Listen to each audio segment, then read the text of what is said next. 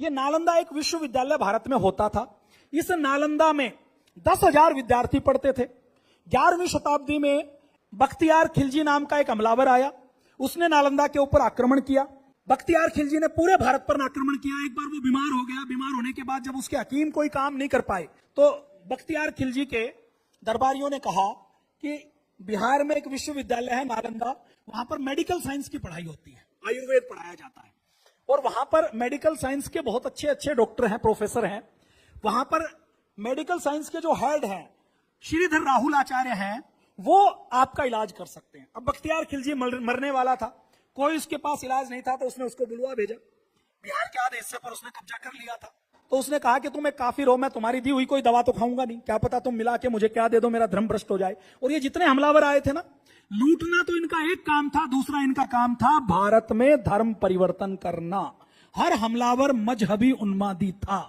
अगर केवल लूटना होता, व्यापार करना होता तो जजिया नहीं लगाते। लूटना व्यापार करना होता तो औरंगजेब रोज कई मण जनेऊ नहीं काटता, चोटी नहीं काटता। अगर लूटना और व्यापार करना होता तो हमारी मां बहन बेटियों की 2-2 दिनार में बोलियां नहीं लगती। तो बख्तियार खिलजी ने कहा कि तुम काफिर हो, मैं तुम्हारा दिया हुआ दवाई नहीं खाने वाला, तुम पता नहीं क्या खिला दो।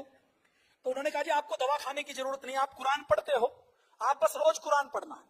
अब श्रीधर आचार्य जी नैनो टेक्नोलॉजी के भी मास्टर थे।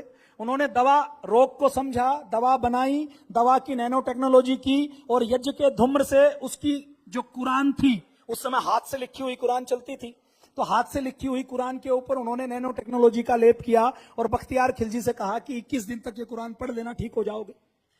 काम तो दवा ने किया, कुरान उसने पढ़ी, वो ठीक हो गया। और जब उसने देखा कि यदि नालंदा जैसे विश्वविद्यालय भारत में है और जहां पर इतना ज्ञान है कि दवा को बिना खिलाए जो मेरा इलाज जो हकीम नहीं कर सकते थे, सारे अरबी हकीम पूरी जितनी हमारा ज्ञान है वो नहीं कर सकता था, तो यदि एक नालंदा विश्वविद्यालय का एक आचार्य मुझे बिना दवा खिलाए मेरा इलाज कर सकता है, इसका मतलब जब तक ये है तब तक तो भारत में धर्म परिवर्तन नहीं हो सकता। अब उसको एहसान मानना चाहिए, लेकिन ये मजहबी उन्मादी क्या है, हमें शत्रुबोध का भी एहसास नहीं है। देखिए कोई डूब रहा है तो पानी से उसको निकालो जो कम से कम एहसान माने।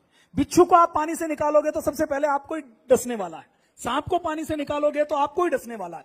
तो अहिंसा परम धर्म है, लेकिन धर्म पूर्वक हिंसा अहिंसा से भी जरूरी है। ये हमें दूसरी लाइन नहीं बताई महात्मा गांधी ने।